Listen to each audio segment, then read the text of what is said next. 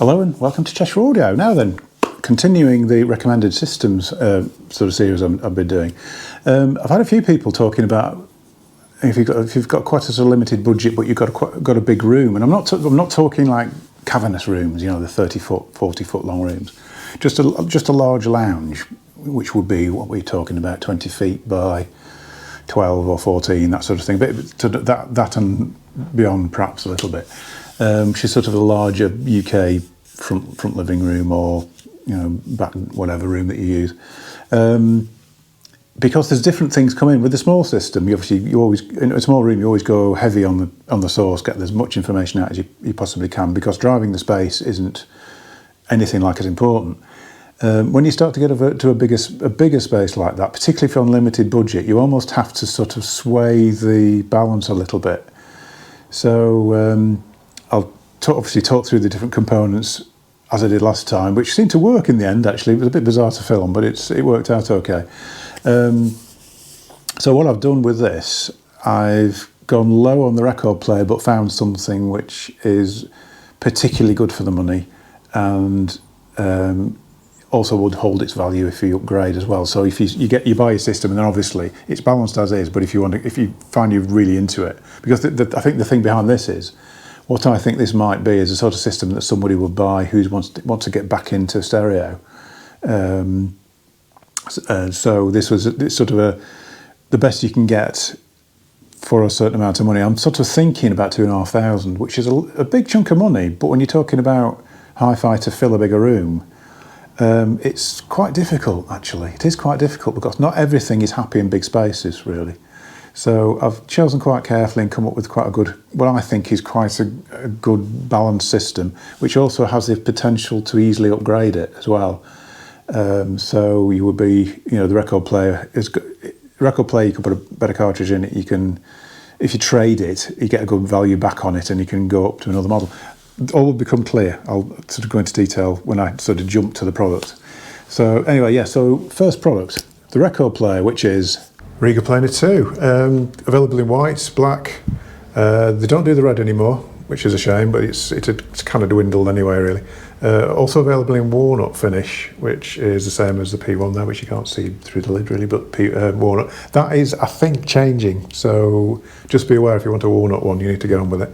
Obviously it comes with a lid, but I tend not to always have the lids on them really in the shop. Yeah, the reason for this is, it's just, well, loads of reasons actually, the P2. The P2 is the best sounding deck at the price. It's the most reliable deck at the price. It's got the best backup of pretty much. Riga as a company to deal with are one of the best, really, by quite a margin.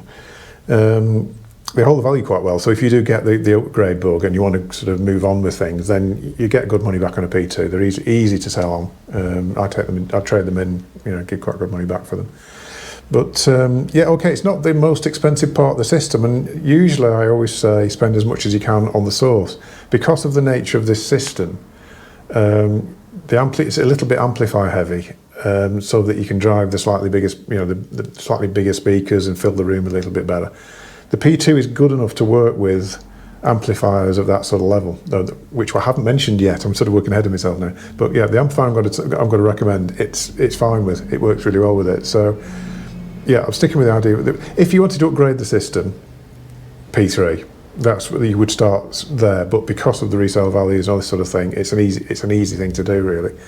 So yeah, P2 definitely for a system that sort of money. Okay, so amplifier. Now this is trickier actually. Although I have come up with something I think is really good, because what you want is something that drives very well at low levels, that will actually run loud if you want it to, that will keep a grip of speakers to lower level and to high level, which is different sort of capabilities really. Something that will take upgrade as well, because I think if you're buying a system like this, you're more than likely going to get taken with it and want to upgrade, but you want an amplifier that isn't going to limit. If you go up with source, something will take a much better source. So what I've gone for is the Atto Lion 100, which I absolutely love, and I think the reason this works in this system, and I know it's a much more expensive item than P2, but we need to drive a room, we need to control speakers in a bigger space, and that's what this is really good at. If you buy it in its sort of no frills version, which is straight out of the factory. So we've got no phono stage because it's an option. We've got no DAC because it's an option. There's no remote because that's an option. So it's really good value. That's the thing about it. For what you get, it's really good value. And it's got this sort of clarity and musicality to it that really suits the Riga. And like I say, it will keep a grip of the speakers. So it's perfect for this kind of setup, really. Available in black and silver, black or silver, should I say.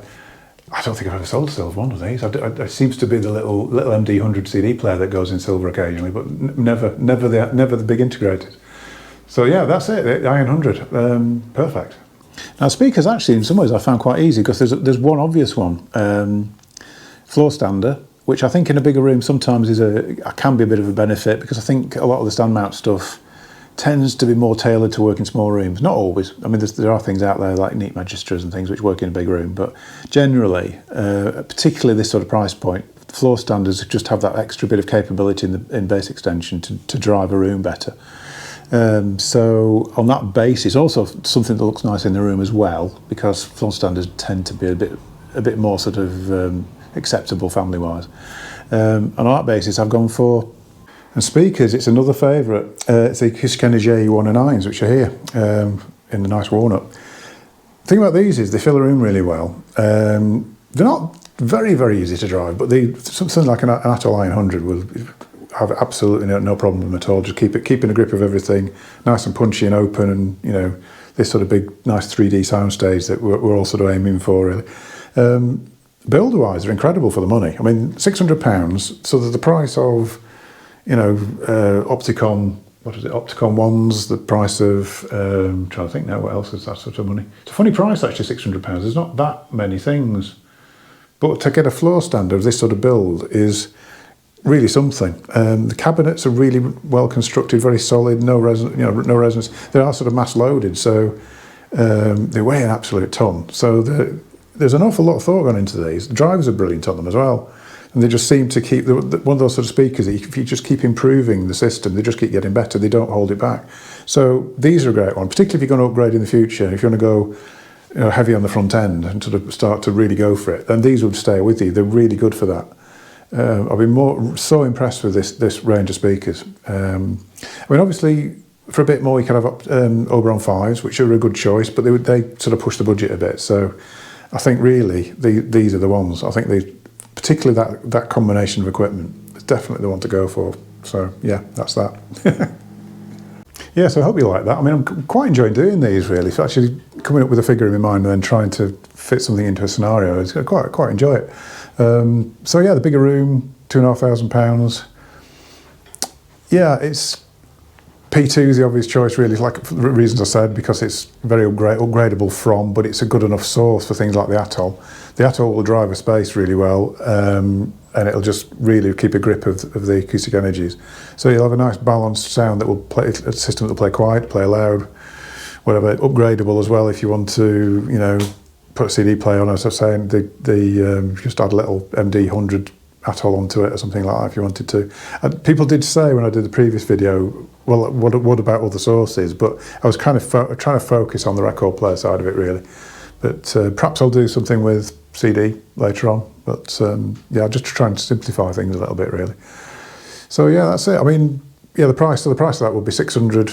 Well, I would probably go for P2 with an ND3 on it, which is £600, then £1,250 for the amp, so £1,850, then £600 for the speakers. So what we're on about doing the maths in my head, £2,450.